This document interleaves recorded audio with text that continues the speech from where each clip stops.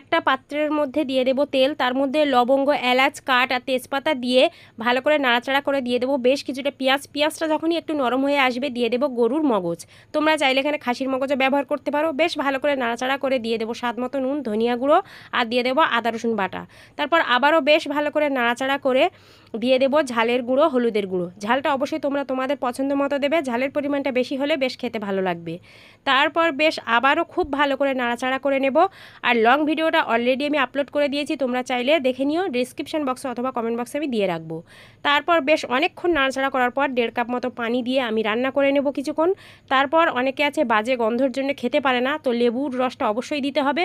দিয়েছি কাঁচা জিরের গুঁড়ো, গরম মশলার গুঁড়ো আর বেশ কিছুটা ধনিয়া পাতা। তারপর একদম পানিটা শুকিয়ে যাওয়া পর্যন্ত এরকমভাবে আমি রান্না করে নেব। রেডি হয়ে গেল আমাদের মগজ ভুনা। ভাত, রুটি, পরোটা সব কিছুর সঙ্গে সার্ভ করা যায়। ভিডিওটা কেমন লাগলো অবশ্যই কমেন্টে জানিও। ভালো লাগলে বন্ধুদের মাঝে শেয়ার করে দিও বেশি করে, যাতে করে অন্য বন্ধুরা উপকৃত হতে পারে।